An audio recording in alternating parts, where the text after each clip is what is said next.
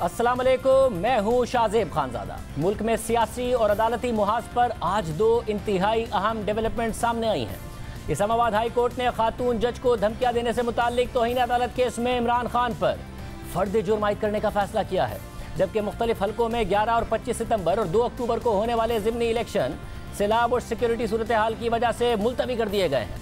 आज इमरान खान के खिलाफ तौहीन अदालत केस की समाअत चीफ जस्टिस अतर मिनल्ला की सरबराही में इस्लामाबाद हाई कोर्ट के 5 रुकनी बेंच ने की।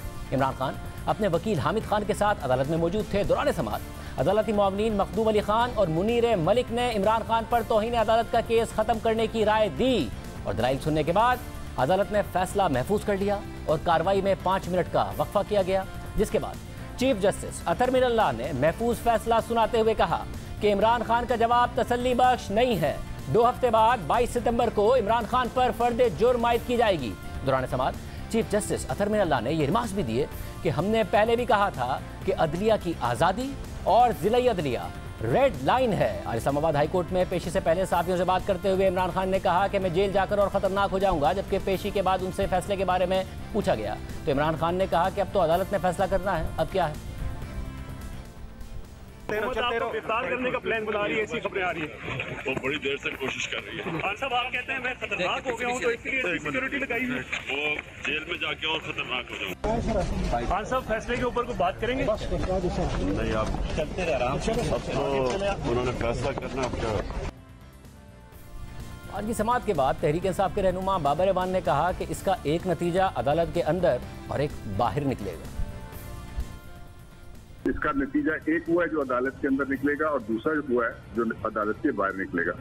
जब भी किसी बड़े सियासी लीडर का ट्रायल होता है तो वहाँ आप शुरू कर लें जुल्फकार अली भुट्टो के ट्रायल से और यहाँ तक आप आ जाएं तो उसके ये 2 पहलू होते हैं। एक जजमेंट अदालत के अंदर आती है, लेकिन जो बाहर फैसला आता है वो फिर एक और किस्म का फैसला आता है। यानी अभी तहरीक इंसाफ इस केस में इमरान खान की मकबूलियत की बात कर रही है, उसका सहारा ले रही है। इसके अलावा तहरीक इंसाफ के ऑफिशियल ट्विटर अकाउंट से ट्वीट की गई कि हमारे लीडर से कभी ना उलझना, एक कौम एक नारा, बिहाइंड यू स्किपर। इस पर नून लीग के ट्विटर अकाउंट से ट्वीट की गई कि उससे उलझने की ज़रूरत ही नहीं है, जो खुद एक मैस हो। तहरीक इंसाफ के ऑफिशियल ट्विटर अकाउंट से एक ट्वीट लिखे जाने के बाद डिलीट भी की गई, जिसमें लिखा था कि फैसला कुन लम्हात कौम बा मुकाबला माफिया, हर एक का फैसला है कि वो इमरान खान के साथ खड़ा है क्योंकि वो हमारी रेड लाइन है। यानी अदालत ने अदलिया की आज़ादी और ज़िला अदलिया को अपनी रेड लाइन करार देते हुए तौहीन की फर्द जुर्म आयद करने का फैसला किया तो तहरीक इंसाफ ने इमरान खान को अपनी रेड लाइन कहकर जवाब दिया और फिर डिलीट कर दिया। जियो न्यूज़ के नुमाइंदे उवैस यूसुफ जई के मुताबिक इस्लामाबाद हाई कोर्ट में आज समाअत के आगाज़ में इमरान खान के वकील हामिद खान ने दलाइल दिए कि गुज़िश्ता समाअत की अदालती ऑब्जर्वेशन से मुकम्मल इत्तफाक करता हूँ, हम ये मामला ख़त्म करना चाहते हैं। अदालत ने एक और मौका दिया जिस पर तफसीली जवाब दाखिल करा दिया है। हामिद खान ने मजीद कहा कि अदालत ने सुप्रीम कोर्ट के 2 फैसलों का हवाला दिया, ये दानियाल अजीज़ और तलाल चौधरी के अदालती फैसले थे। इमरान खान का केस इन 2 अदालती फैसलों के तहत नहीं आता। तलाल चौधरी और दानियाल अजीज़ के केसेस इमरान खान के केस से बहुत मुख्तलिफ हैं। तो चीफ जस्टिस अतर मिनल्ला ने हामिद खान से मुकालमा किया कि तौहीन अदालत 3 तरह की होती है, जिसे फिरदौस आशिक अवान के केस में बयान किया गया। दानियाल अजीज़ और तलाल चौधरी के खिलाफ क्रिमिनल तौहीन अदालत की कार्रवाई नहीं थी, उनके खिलाफ अदालत को स्कैंडलाइज करने का मामला था। इन 3 अदालती फैसलों का हवाला देने का मकसद था, एक सिविल तौहीन अदालत है, एक जुडिशल तौहीन अदालत है और एक फौजदारी या क्रिमिनल तौहीन अदालत है। अदालत की स्कैंडलाइजेशन फिरदौस आशिक अवान केस से मुताल्लिक है, जबकि ये केस क्रिमिनल तौहीन अदालत का है जो ज़ेरे इल्तवा मुकदमे से मुताल्लिक है। चीफ जस्टिस ने मजीद कहा कि हम सुप्रीम कोर्ट के फैसले के पाबंद हैं। सुप्रीम कोर्ट के 7 रुकनी बेंच का मसरूर एहसन बनाम कावसजी केस देखें। अदालती हिदायत पर हामिद खान ने तौहीन अदालत केस का एक फैसला पढ़कर सुनाया और फिर मौक़िफ़ इख्तियार किया कि मुआफ़ी को तस्लीम करना या ना करना अदालत के इत्मीनान पर मुनहसिर है। तो चीफ जस्टिस ने रिमार्क्स दिए कि क्रिमिनल तौहीन अदालत बहुत हसास मामला होता है। क्रिमिनल तौहीन अदालत में आप कोई तौजीह पेश नहीं कर सकते। हम इजहार राय की आज़ादी के मुहाफिज हैं, लेकिन इश्तियाल अंगेज़ी की इजाज़त नहीं दी जा सकती। इस मौके पर चीफ जस्टिस अतर मिनल्ला ने हामिद खान से मुकालमा किया कि सुप्रीम कोर्ट का शाहिद औरकज़ई केस का फैसला पढ़ें और तौहीन अदालत कानून का सेक्शन 9 पढ़ें। ये कहकर चीफ जस्टिस ने रिमार्क्स दिए कि इतनी पोलराइज सोसाइटी हो गई है कि फॉलोअर्स मुखालिफिन को पब्लिक मकामात पर बेइज्जत करते हैं। अगर इस जज के साथ भी ऐसा हो जाए तो फिर क्या होगा? हमने वकला तहरीक के समरात हासिल नहीं किए। मातहत अदलिया इस अदालत की रेड लाइन है। आपने अपने जवाब में जस्टिफाई करने की कोशिश की है। तो हामिद खान ने जवाब दिया कि जस्टिफाई नहीं, वजाहत करने की कोशिश की है। चीफ जस्टिस ने उनसे मुकालमा किया कि क्या साबिक वजीर आजम ला इल्मी का उज़्र पेश कर सकते हैं? जुर्म इंतहाई संगीन है जिसका एहसास नहीं हुआ, हमने सिर्फ कानून को देखना है। तो इमरान खान के वकील हामिद खान ने मौक़िफ़ इख्तियार किया कि हमें एहसास है, इसीलिए जवाब में वो बातें लिखी हैं। चीफ जस्टिस अतर मिनल्लाह ने हामिद खान से सवाल किया कि आप खुद ही बताएं कि क्या इमरान खान का जवाब इन 2 अदालती फैसलों के मुताबिक है? जवाब से लगता है कि संगीनी का एहसास ही नहीं है। दौरान समाज जस्टिस बाबर सत्तार ने रिमार्क्स दिए कि शो कॉज नोटिस में क्रिमिनल और जुडिशल तौहीन अदालत दोनों का जिक्र है। इस मौके पर हामिद खान ने मौक़िफ़ इख्तियार किया कि इमरान खान ने अपने जवाब में कहा है कि ज़िलई और आला अदलिया का एहतराम करता हूँ। उन्होंने ये भी कहा है कि शहबाज गिल पर तशद्दुद की वजह से बयान दिया था। तो चीफ जस्टिस ने हामिद खान से कहा कि आपने जवाब में मुबैना तशद्दुद का लफ्ज़ भी नहीं लिखा। क्या ये फैसले जल्सों में होंगे या अदालतें करेंगी? अदालत के गुज़िश्ता ऑर्डर के बाद भी ये जवाब फाइल किया गया। क्या आप इस केस को लड़ना चाहते हैं, आप अपने अमल को जस्टिफाई करना चाहते हैं, तो आपकी मर्जी है। चीफ जस्टिस ने मजीद कहा कि क्या अगर सुप्रीम कोर्ट के जज के बारे में ये अल्फाज होते तो भी आपका ये जवाब होता? ज़िलई अदलिया के जजेस की इज्जत सुप्रीम कोर्ट और हाई कोर्ट के जजेस जैसी ही है। यहाँ पर हामिद खान ने मौक़िफ़ इख्तियार किया कि मुझे जवाब का पूरा पैराग्राफ पढ़ने दें। अगर किसी जज के जज्बात मजरूह हुए हैं तो मैं रंजीदा हूँ। तो चीफ जस्टिस अतर मिनल्लाह बोले कि किसी जज के जज्बात नहीं होते। जज के बारे में इश्तियाल अंगेजी फैलाई गई, वो जज कहीं जा रही हो तो उनके साथ कोई वाक़या पेश आ सकता है। इस कोर्ट ने आपको तरीक़े से मामले की संगीनी समझा दी है। इमरान खान के वकील हामिद खान ने दलाइल दिए और दलील दी कि इमरान खान ने जवाब में कहा है कि वो अदलिया और ख़वातीन का एहतराम करते हैं, अदालत को यकीन दिलाते हैं कि इमरान और उनके सपोर्टर्स खातून जज से मुताल्लिक कुछ नहीं करेंगे। जस्टिस बाबर सत्तार ने सवाल उठाया कि क्या कोई सियासी रहनुमा जलसे में किसी जज के खिलाफ एक्शन लेने का कह सकता है? जज के खिलाफ कार्रवाई के लिए एक फोरम है, अवामी जलसा वो फोरम नहीं है। हामिद खान ने मौक़िफ़ इख्तियार किया कि लीगल एक्शन का मतलब शिकायत भी है और इस फैसले के खिलाफ नज़रसानी वगैरह भी है। इमरान खान ने गुफ्तगू में एक्शन के साथ लीगल का लफ्ज़ मिस कर दिया था। लीगल एक्शन लेना किसी का भी कानूनी हक है। तो जस्टिस बाबर सत्तार ने रिमार्क्स दी है कि अवामी जलसे में जो कुछ कहा गया वो आप चाहें तो हम यहाँ चला सकते हैं। सियासी रहनुमा ने कोई पशेमानी नहीं दिखाई। एहतसाब अदालत के बाहर भी वही कुछ कहा जो हम यहाँ चला सकते हैं। इमरान खान अपने जवाब में मुसलसल अपने अमल को जस्टिफाई कर रहे हैं जो धमकी जैसा है। इमरान खान के वकील हामिद खान ने इमरान खान के खिलाफ 2013 के तौहीन अदालत केस का हवाला पेश किया। तो चीफ जस्टिस अतर मिनल्लाह ने उनसे कहा कि यह फैसला आपके लिए और ज़्यादा मोहलिक होगा। इस केस में इमरान खान ने कहा था कि शर्मनाक का लफ्ज़ मातहत अदलिया के लिए इस्तेमाल किया। इस फैसले में सुप्रीम कोर्ट ने इमरान खान को तनबीह की थी। जस्टिस बाबर सत्तार ने हामिद खान से मुकालमा किया कि क्या आपके मौकिल अपने बयान का कोई जवाब पेश करना चाहते हैं? इमरान खान ने अपने रवैये से भी ये नहीं जाहिर किया कि उन्हें अफसोस है। तकरीर और तौहीन अदालत के नोटिस के बाद भी तकरीरों में तौजीहात पेश की जाती रहीं।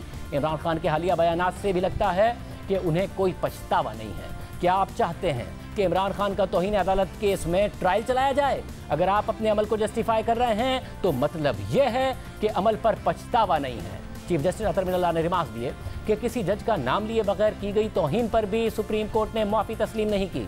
बार बार समझा रहे हैं कि यह एक संगीन मामला है। जस्टिस बाबर सत्तार ने रिमार्क्स दिए कि अगर इस 5 रुकनी बेंच का फैसला पसंद ना आया तो क्या वो उसके खिलाफ भी खड़े होकर वही बात करेंगे? क्या जिसको फैसला पसंद ना आए वो ऐसा रवैया अख्तियार कर सकता है? हमारी अदालत किसी के खिलाफ हुक्म दे और वो बाहर खड़ा होकर कहे कि मैं जज को नहीं छोड़ूंगा, क्या ये ठीक होगा?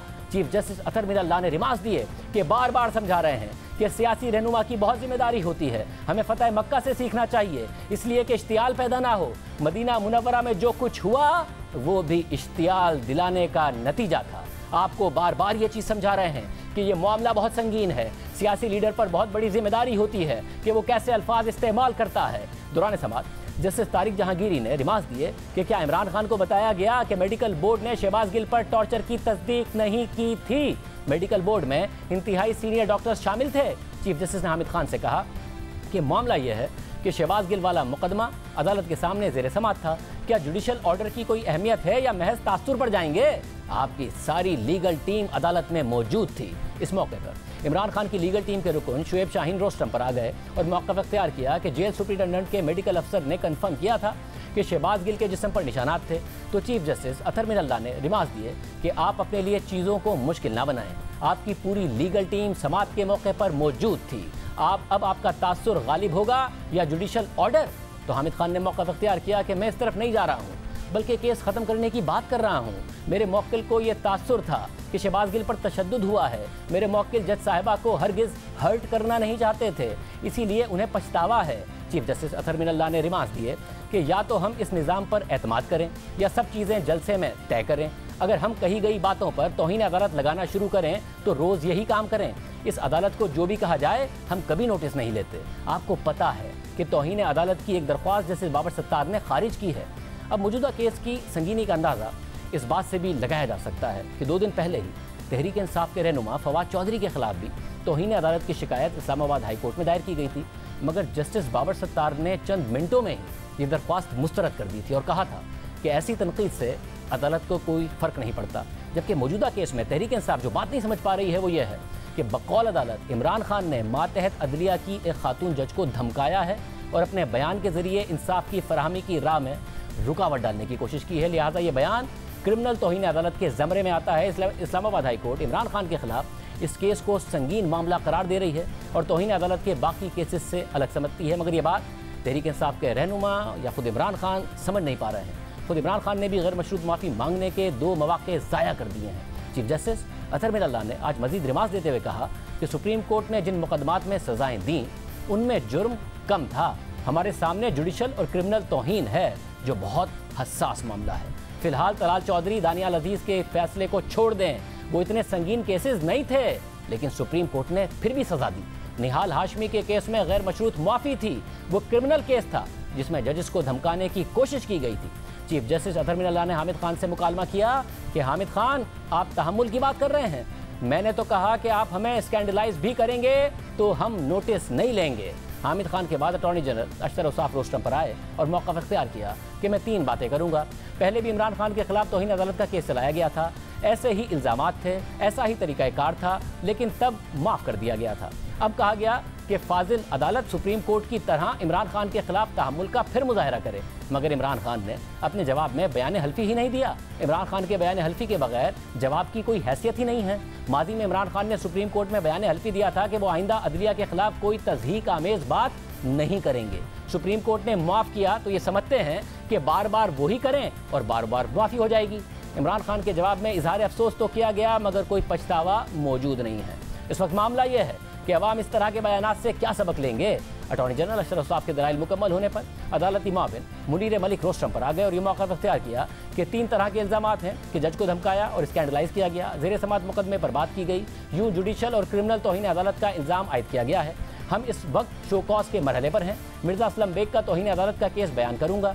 असलम बेग केस में माफ़ी नहीं मांगी गई थी। असलम बेग केस में गहरे पछतावे का जिक्र किया गया था। मुनीर मलिक ने मजीद कहा कि तौहीन अदालत की कार्रवाई 2 चीज़ों पर ख़त्म हो सकती है, एक मुआफ़ी पर यह कार्रवाई ख़त्म होती है और दूसरा कंडक्ट पर। यहाँ कंडक्ट में फौरी तौर पर अदालत के लिए एहतराम का इजहार किया गया है। मुनीर मलिक ने आखिर में यह भी कहा कि अदालत से दरख्वास्त है कि इस मौके पर तौहीन अदालत से दरगुजर करें। तो चीफ जस्टिस ने रिमार्क दिए कि हमने गुज़िश्ता समाअत पर भी कहा था कि ज़िले अदलिया हमारी रेड लाइन है। तो मुनीर मलिक ने जवाब दिया कि आज की कार्रवाई ये पैगाम देगी कि ऐसी नॉनसेंस आइंदा बर्दाश्त नहीं होगी। ये कहकर मुनीर मलिक ने तौहीन अदालत का ये केस ख़त्म करने की राय दे दी।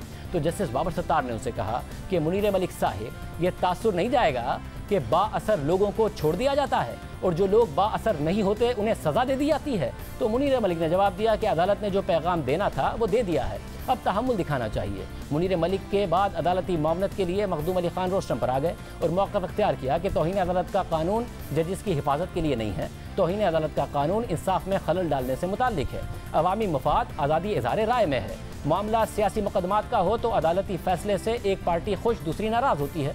मोहतरमा बेनज़ीर भुट्टो को वज़ारत उस्मा से हटा दिया गया और उन पर मुकदमात चल रहे थे तो सुप्रीम कोर्ट ने कहा कि सियासी हालात को मद्देनज़र रखना होगा। तो जस्टिस बाबर सत्तार ने उनसे कहा कि आप कह रहे हैं कि एक सियासी रहनुमा का केस सियासी हालात के तनाजुर में देखा जाए तो फिर हर शख्स के मुसावी होने का उसूल किधर जाएगा? क्या अदालत को यह देखना चाहिए कि कौन किस कद का लीडर है और उसका असर कितना होगा? क्या आप ये कह रहे हैं कि अदालतें ऐसा फैसला करते वक्त कठपुतली का तासुर देती हैं? तो मखदूम अली खान ने जवाब दिया कि मैं कठपुतली जैसे लफ्ज़ बिल्कुल कभी इस्तेमाल नहीं कर सकता। चीफ जस्टिस ने रिमार्क दिए कि तौहीन अदालत की कार्रवाई के बाद जो कंडक्ट होना चाहिए था वो नज़र नहीं आया।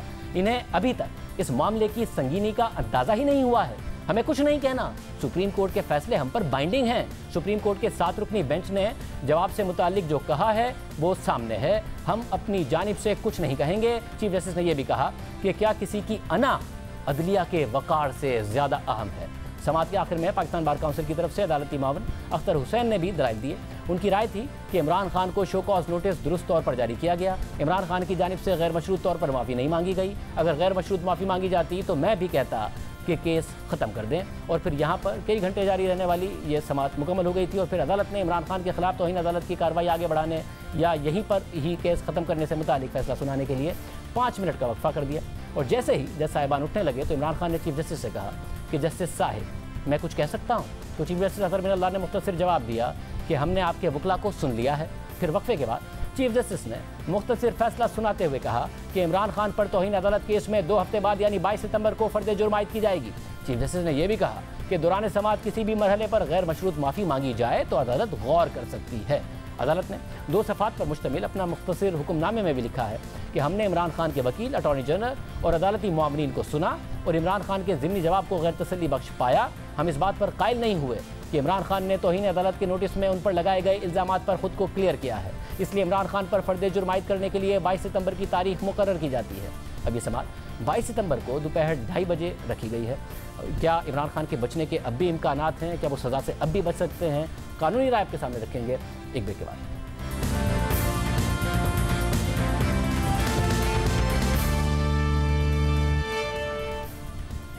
अदालत ने साबिक वज़ीर-ए-आज़म इमरान खान पर फर्द जुर्म आयद करने का फैसला किया है। क्या अदालत का फैसला दुरुस्त है? अदालत ने सख्त रवैया दिखाया और आगे क्या होगा, इस पर बात करेंगे। हमारे साथ 3 साबिक जजेस मौजूद हैं, जैसे रिटायर्ड रशीद रिजवी साहब, जैसे रिटायर्ड शाह खावर साहब, जैसे रिटायर्ड डॉक्टर जावेद इकबाल साहिबा और माहिर कानून सलमान अकरम राजा साहब भी मौजूद हैं। आप चारों का बहुत शुक्रिया। सलमान साहब, अगर मैं पहले आपसे पूछ लूँ, आप समझते हैं कि ये जो आज फर्द जुर्म आयद करने का फैसला हुआ है, कोर्ट का पहले रवैया नरम था, दूसरे जवाब का मौका दिया जिसे इमरान खान साहब ने ज़ाया किया, या फिर इमरान खान ने एक मुनासिब दूसरा जवाब जमा कराया मगर कोर्ट ने सख्त रवैया दिखाया?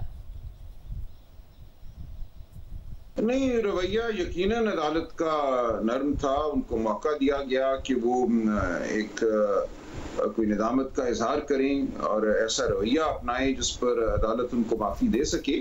लेकिन बदकिस्मती से ये शायद कोई सियासी फैसला था। मुझे नहीं लगता कि कानूनी मशवरा तो उनको ये होगा, लेकिन जिस तरह का जवाब दायर किया गया उसमें बहुत सा हिस्सा जो था वो उज़्र के ज़ुमरे में आएगा।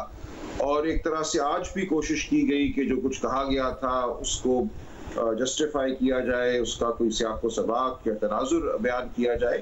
देखिए, मैं तौहीन अदालत के मुकदमात में ये बात बहुत ही हाई रिस्क स्ट्रेटजी होती है और चीफ जस्टिस साहब ने ये कहा भी कि आप बहुत बड़ा ख़तरा मोल ले रहे हैं इस किस्म की बहस करके कि इसकी वजह क्या थी, इसका तनाजुर क्या था, क्या उज़्र है। ये बातें नहीं चलती। जब एक दफ़ा अदालत बादिल नज़र में एक नजरिया बना लेती है कि जो कहा गया वो तौहीन अदालत के जुमरे में आता है, तो उस वक्त बेहतरीन राय अमल तो यही होता है कि मामले को इख्तिताम की तरफ ले जाया जाए और उसके लिए माफ़ी मांगी जाए, निदामत का इजहार किया जाए, बजाय इसके कि अदालत को ये सिखाया जाए या सिखाने की कोशिश की जाए कि क्यों जो कुछ कहा गया वो तौहीन अदालत के जुमरे में नहीं आता।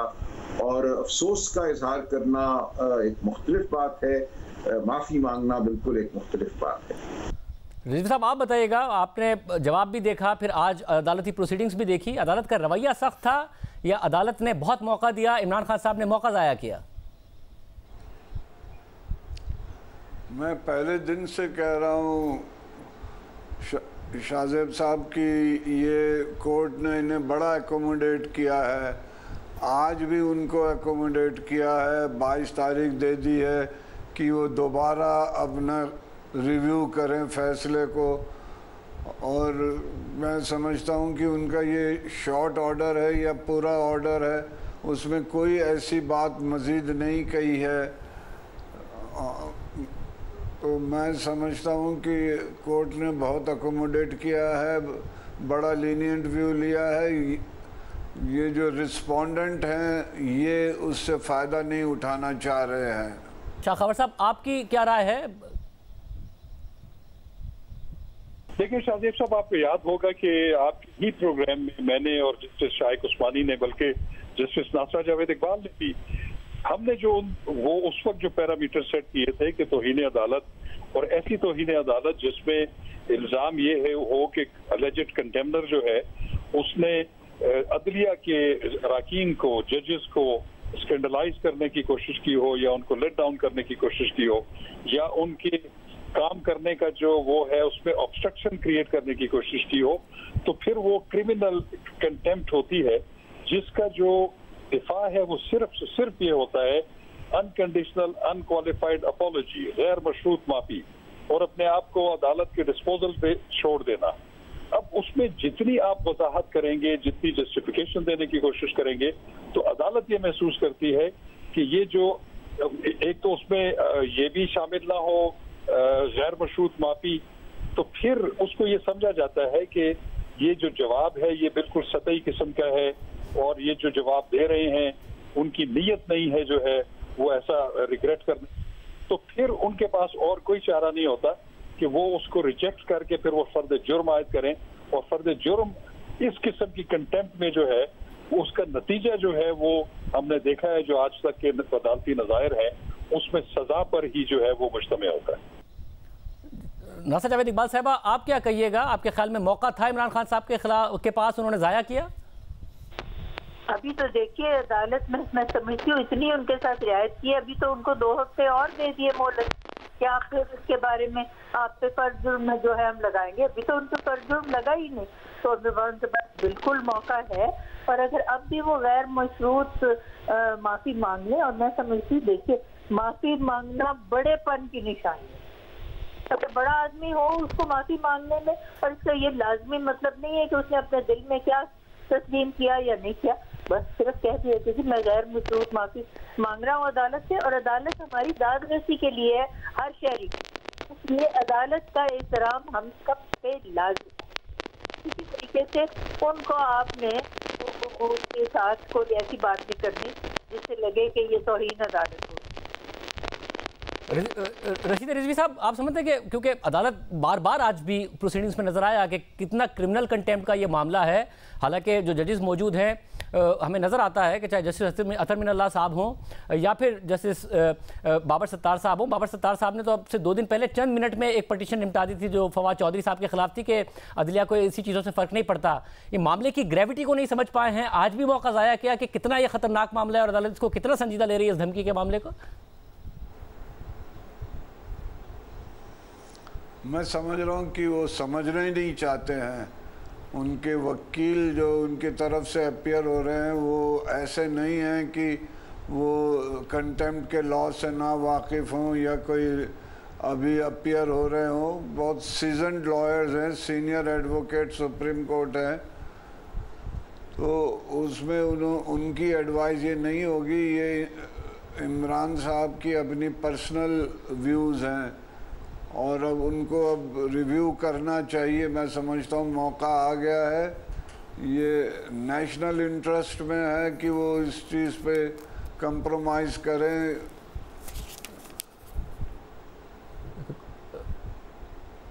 सलमान साहब, आप कहिएगा कि आज ये भी डिफेंस था कि जिस तरीके से अदालत ने पहले माफ़ किया है 2013-14 में बगैर माफ़ी के इमरान खान साहब को, उसका भी हवाला दिया गया। ये जो बार बार के कंटेम्प्ट के मामलात हैं खान साहब के, जिस पर अपोजिशन या हुकूमत कहती है कि जी ये तो आदि मुल्जिम हैं कंटेम्प्ट के, ये उनके खिलाफ जाएगा अगर मामला आगे चलता है, या उन्हें पहले माफ़ी मिल गई है उनके फ़ायदे में जाएगा? देखिए, फर्द जुर्म के बाद माफी के इम्कानात महदूद हो जाते हैं लेकिन ख़त्म नहीं होते। ये मामला हर सूरत अदालत के हाथ ही में रहता है कि माफ़ी देनी है या नहीं देनी। लेकिन अगर आप इफ्तिखार चौधरी साहब वाला मुकदमा देखें, चीफ जस्टिस इफ्तिखार मोहम्मद चौधरी साहब वाला, उसमें जिन पुलिस एहलकारों ने बदसलूकी की थी, उनको धकेला था गाड़ी में, उन्होंने माफ़ी मांगी लेकिन फर्द जुर्म आयद होने के बाद, और अदालत ने यह कहा कि ना तो इन्होंने पहले जो जवाब दाखिल किया था उसको वापस लिया है, इन्होंने मुकदमा लड़ने की कोशिश की, अपने जो इनके जो इक़दाम थे उनका जवाब फराहम करने की कोशिश की, और जब एक दफ़ा फर्द जुर्म आयद हो गई तो फिर माफ़ी मांगी। और अदालत ने यह कहा कि ये माफ़ी बहुत देर से मांगी गई है और हम नहीं समझते कि वो वाक़यातन अपने किए पर नादिम है। लिहाजा ये दिखाना ज़रूरी होता है अदालत को अपने रवैये से, अपने अल्फाज से, अदालत के अंदर भी और अदालत के बाहर भी, कि आप वाक़यातन नादिम हैं और जो हुआ उसके लिए वाक़तन आप माफ़ी के तलबकार हैं। ये अब भी मुमकिन है और मेरी कम से कम ये ख्वाहिश होगी कि ऐसा हो जाए, उस निज़ामत का इजहार हो जाए जो अदालत चाहती है। और अगरचे माजी में दोनों तरह की नज़ीरें हैं, माफ़ी मांगी गई, माफ़ी दे दी गई, वो नज़ीरें भी हैं कि माफ़ी मांगी गई और माफ़ी नहीं दी गई। तो हर मुकदमा अपने वाक़यात रखता है, अपने सियाक़ व सबाक़ में चलता है। तौहीन के मामले में आप हतमी तौर पर यह नहीं कह सकते कि नज़ीर ये है इसलिए ज़रूर फैसला यूं ही होगा। नासिर जावेद इकबाल साहब, आप भी समझती है कि अभी भी माफ़ी की गुंजाइश है, मौका है, फर्द जुर्म अगर आयद हो जाती है इमरान खान साहब के खिलाफ उसके बाद भी? देखिए, जो इन्होंने इतनी इनको मोहलत दी है, इससे साफ जाहिर है कि अदालत जमीनी जो है सूरत हाल उससे बिल्कुल वाकिफ है। खिलाफ में तो नहीं फैसला देती है अदालत, और अदालत इस बात से भी जानती है कि यहाँ कितने लोग इनके पसे पुष्ट हैं, और अगर खुदा न खास्ता इनको तौहीन अदालत का फर्ज जुर्म लग जाए और फिर वो माफ़ी मांगे तो ये बात बढ़ाने वाली है। फिर कई वकाला आके कहते हैं कि ओ जी अभी तो हम इंट्रा कोर्ट अपील करेंगे, अभी हम सुप्रीम कोर्ट में जाएंगे। ऐसी बातों को तूल देने में मेरी निगाह में कोई फायदा नहीं। एक दफ़ा ये अदालत के सामने गैर मशरूत माफ़ी मांगने, इसमें किसी इनकी तौहीन नहीं होती, इनकी छुटाई नहीं होती, इनकी बड़ापन जाहिर होता है। मैं तो समझती हूँ ये मेरा अपना रवैया है ज़ाती, और इसमें इख्तिलाफ जाहिर है उनको होगा। अब वो जो कहते हैं ना कि वजाहत करनी, 11 सफ़ों की तो दूसरी बारी स्टेटमेंट उनके वकील या वकला ने दाखिल की है। अब किस चीज़ की वजाहत करनी है? को वजाहत की गुंजाइश तो है नहीं, मगर मौका है माफ़ी मांगने का। और इस वक्त सारी कौम जो है ना वो उनकी तरफ अपनी निगाहें मरकूज करके मौजूद है देखने के लिए। अगर ये माफ़ी मांगे तो बात सारी दफा हो जाएगी, सारी कौम इकट्ठी हो जाएगी, इसमें सारी कौम का फायदा। आप कहिएगा शाह खबर साहब, अब ऑप्शंस महदूद हैं इमरान खान साहब के, या फिर आपके ख्याल में अभी भी मौका है उनके पास? देखिए शाह, मैं आपको बताऊं कि जब वो पिछली तारीख पेशी के ऊपर जब उन्होंने पहला सप्लीमेंट्री या प्रोविजनल जो जवाब दाखिल करवाया था, उस पर अदालत ने अदम एतमाद का इजहार किया और उन्होंने 7 दिन का मजीद मौका दिया, और फिर 3 जजमेंट सुप्रीम कोर्ट की उन्होंने दी। निहाल हाशमी केस में, तलाल चौधरी केस में, दानियाल अजीज केस में। उन्होंने फिर उनको कहा कि इसमें जो रहनुमा उसूल वज़ा कर दिए हैं सुप्रीम कोर्ट ने, तो हम पे भी बाइंडिंग होंगे। और वो क्या थे कि इन तीनों हजरात ने जब उनको कंटेम्प्ट का नोटिस मिला तो उन्होंने बजाय पहली फुर्सत में गैर मशरूत माफी मांगने के, उन्होंने अपना दिफा किया और उस पे अपनी तोजीहात देने की कोशिश की। लेकिन जब उनके ऊपर फर्द जुर्म आयद हुई और उनका ट्रायल शुरू हुआ तो उसके बाद उन्होंने अनकंडीशनल अनक्वालिफाइड अपॉलॉजी की। लेकिन उसमें तीनों जजमेंट्स में ये उसूल वज़ा हुआ है सुप्रीम कोर्ट ने कि ये जो माजरत है, अपॉलॉजी है, ये आपने पहले अवेलेबल मौके पे करनी है। ये आप बाद में करेंगे तो फिर वो आपका कंडक्ट शो ये करेगा कि आप दिल से जो है ये माफी नहीं मांग रहे, आप सिर्फ सजा से बचने के लिए मांग रहे हैं, तो उसकी अहमियत फिर खत्म हो जाती है। उसके बाद उस माफी के बावजूद अदालत के पास ऐसा मवाद हो तो वो फिर ऐसे कंटेम्नर को, एलिजिड कंटेम्नर को सजा देती है और उसके पास और कोई चारा नहीं होता। और सलमान अग्रवाल साहब, आप बताइएगा कि ज़ाहिर इस बेंच में जस्टिस अतहर मिनल्लाह साहब हैं जो बहुत दफ़ा वाज़े कर चुके हैं कि वो कंटेम्प्ट के मामलात में कि बहुत ज़्यादा जो है उनकी एक लिबरल इंटरप्रिटेशन है। बाबर सत्तार साहब हैं, 2 दिन पहले ही फवाद चौधरी साहब के खिलाफ जब एक पटिशन गई तो उन्होंने उसको मिनटों में मुस्तरद कर दिया। इसके बावजूद ऐसे शख्सियात मौजूद है जिनकी बड़ी लिबरल इंटरप्रिटेशन रही है, मगर क्या फ़र्क नहीं समझ पा रहे खान साहब के जुडिशल कंटेम्प्ट का मामला अलग है जिसमें जजेस पर तनकीद हो जाए, स्कैंडलाइजिंग की बात हो, ये जो एक क्रिमिनल कंटेम्प्ट का मामला है, लोअर जुडिशरी को जो धमकी का मामला है, ये एक संगीन मामला है। क्या इसका एहसास नहीं कर पाए खान साहब? जी बिल्कुल, देखिए क्रिमिनल कंटेम्प्ट वाकई बहुत संगीन नौयत की कंटेम्प्ट होती है और चीफ जस्टिस अतहर मिनल्लाह ने बार बार ये कहा कि यह मामला क्रिमिनल कंटेम्प्ट का है। थोड़ी सी अगर मैं गुजारिश कर दूं कि फर्क क्या है, देखिए 3 तरह की कंटेम्प्ट्स हैं हमारे कानून में, सिविल कंटेम्प्ट, क्रिमिनल कंटेम्प्ट और जुडिशियल कंटेम्प्ट। सिविल कंटेम्प्ट ये है कि आप अदालती हुक्म को नहीं मानते, ये यूसुफ रजा गिलानी साहब ने किया था, उन्होंने अदालती हुक्म को मानने से इनकार कर दिया था। दूसरी जो कंटेम्प्ट है क्रिमिनल कंटेम्प्ट, वो ये है कि आप धमकी दें किसी गवाह को या जज के हवाले से आप ऐसी कोई बात करें जिसमें यह तासुर हो कि आप उसको कोई धमकी दे रहे हैं और आप रखना डाल रहे हैं अपने तर्ज अमल से जो इंसाफ का प्रोसेस है उसमें। तो ये आज अतर बिन साहब ने बार बार कहा कि आपका मामला जो है वो क्रिमिनल कंटेम्प्ट का है, और जुडिशियल कंटेम्प्ट ये है कि आप अदलिया के हवाले से या किसी जज के हवाले से, उनके किरदार के हवाले से कोई मनफी बात करें। ये वो मामला था जो निहाल हाशमी या तलाल चौधरी साहब का था। तो ये तीनों मामलात या तीनों जो कंटेम्प्ट की किस्में हैं ये हमें सामने रखनी चाहिए, और इनमें क्रिमिनल कंटेम्प्ट सबसे संगीन नौयत की तौहीन समझी जाती है। बहुत शुक्रिया, कानूनी राय आपने सुनी। मगर क्या इमरान खान साहब की जो दलील है जज ज़ेबा चौधरी के हवाले से, क्या वो दुरुस्त है या वो भी हक़ाइक़ के मुनाफी है? उसकी तफसीलात भी आपके सामने रखेंगे।